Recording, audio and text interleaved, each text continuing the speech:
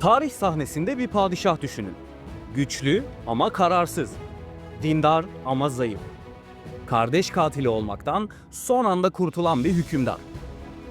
İkinci Bayezid'in hükümdarlığı sadece Osmanlı tahtı için değil, imparatorluğun kaderi için de büyük bir sınavdı.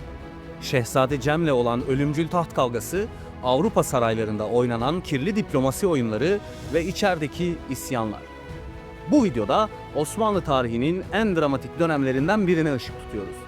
Hazırsanız 2. Bayezid'in çalkantılı dünyasına birlikte dalalım. 2. Bayezid Osmanlı tahtına çıktığında imparatorluk en geniş topraklarına ulaşma yolunda emin adımlarla ilerliyor. Ancak onun dönemi siyasi çatışmalar, iç isyanlar ve kardeş mücadelesiyle gölgelendi. Dindar ve barış yanlısı bir lider olan Bayezid hem içeride hem dışarıda büyük zorluklarla karşı karşıya kaldı. Tahta çıkışı bile bir iç savaşın eşiğine gelmişti. Şehzade Cem'le girdiği amansız mücadele sadece Osmanlı coğrafyasını değil, Avrupa siyasetini de derinden etkiledi. Bayezid'in saltanatı, Fatih Sultan Mehmet gibi güçlü bir babanın ardından gelmenin getirdiği büyük bir sorumlulukla şekillendi.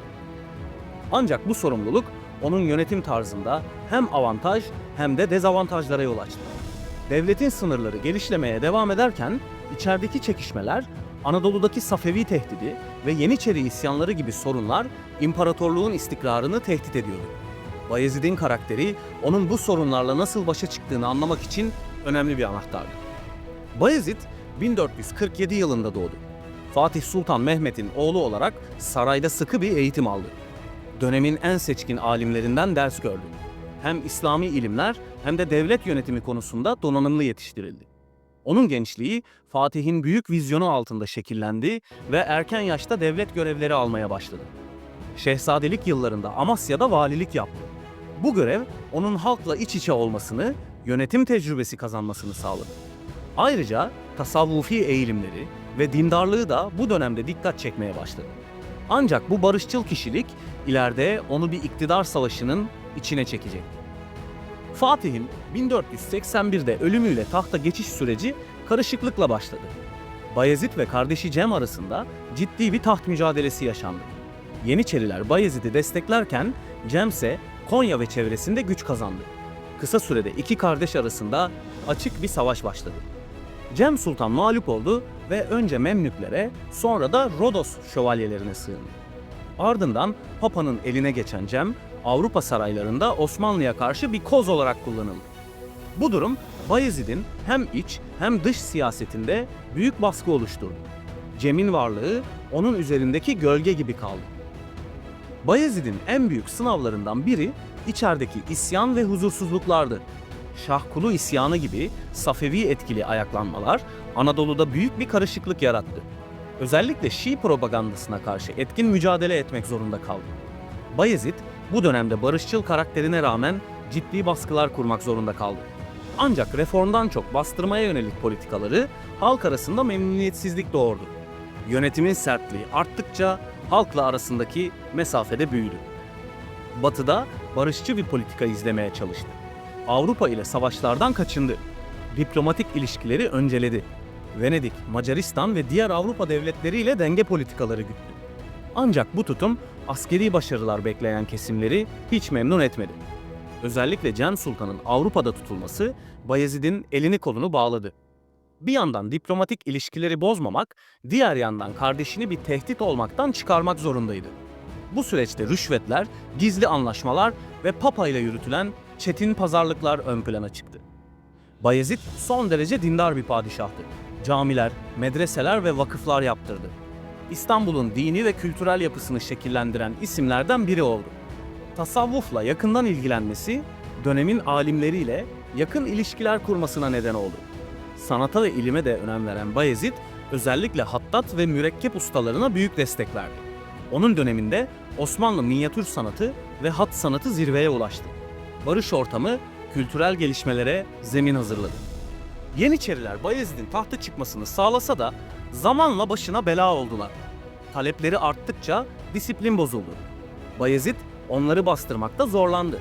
Bu da merkezi otoritenin zayıflamasına yol açtı. Ordunun moralinin düşmesi, seferlerdeki etkinliğin azalmasına neden oldu. Bayezid askeri reformlara girişmek istese de bu girişimler başarılı olmadı. Artık ordu disiplinli bir savaş makinesi olmaktan çıkmış, saray içi güç mücadelesinin bir parçası haline gelmişti. Saltanatının son yıllarında yaşlılık ve yorgunluk Bayezid'i zayıflattı. Bu dönemde oğulları arasında taht mücadelesi başladı. Özellikle Yavuz Sultan Selim'in hırsı ve sertliği Bayezid'i zor durumda bıraktı. Selim'in güç kazanmasıyla Bayezid'in tahttan çekilmesi neredeyse kaçınılmaz hale geldi.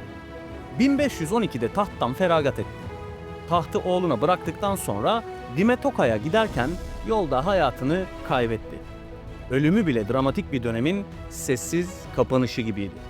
İkinci Bayezid, Osmanlı tarihinde hem sevilen hem eleştirilen bir figür olarak yer aldı. Dindarlığı, barışçıl yönetimi ve kültürel yatırımlarıyla ön plana çıktı. Ancak siyasi kararsızlıkları ve iç tehditlere karşı yetersiz kalışı onun dönemini tartışmalı hale getirdi. Bayezid'in bıraktığı miras, Yavuz'un sert ve kararlı yönetimiyle büyük bir tezat oluşturdu. Onun dönemi bir geçiş süreciydi. Fatih'in fetih odaklı imparatorluğu, Selim'in sert politikalarıyla birleşmeden önce kısa bir denge dönemi olarak tarih sahnesine yazıldı. İkinci Bayezid'in hayatı Osmanlı tarihinde önemli bir dönüm noktasıdır. Tahta çıkış süreci, içerideki dengeler, kardeş çatışması ve dini kimliğiyle farklı bir padişah portresi çizmiştir. Onun döneminde Osmanlı içe kapanmaya başlamış, Avrupa'daki fırsatlar bir süreliğine kaçırılmıştır. Tüm bu olaylar Bayezid'in kişisel özelliklerinin devlet yönetimine nasıl yansıdığını gösteriyor. Onun barışa olan düşkünlüğü, kimi zaman zayıflık, kültüre olan ilgisi ise imparatorluk için büyük bir kazanım oldu. İkinci Bayezid'i anlamak, Osmanlı'nın en kritik kırılma anlarından birini anlamaktır. Görüyoruz ki 2. Bayezid'in hayatı sadece taht mücadeleleriyle değil, aynı zamanda Osmanlı'nın yön arayışıyla da şekillenmişti. Bir yanda içerideki karışıklıklar, diğer yanda Avrupa'daki karmaşık ilişkiler onun hükümdarlığını sürekli bir denge arayışı haline getirdi. Savaşmak yerine uzlaşmayı, fethetmek yerine korumayı tercih eden bu padişah, Osmanlı'nın farklı bir yüzünü temsil ediyordu.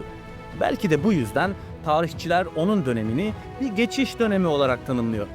Fırtınalı bir fetih çağından daha keskin ve agresif bir yeni döneme geçişin köprüsü.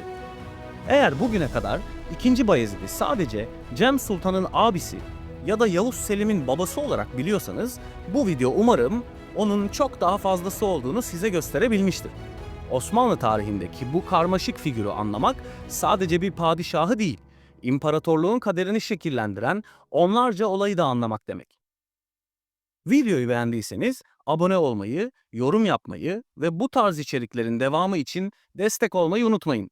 Bir sonraki videoda Osmanlı'nın başka bir gizemli sayfasını birlikte aralayacağız. Hoşça kalın.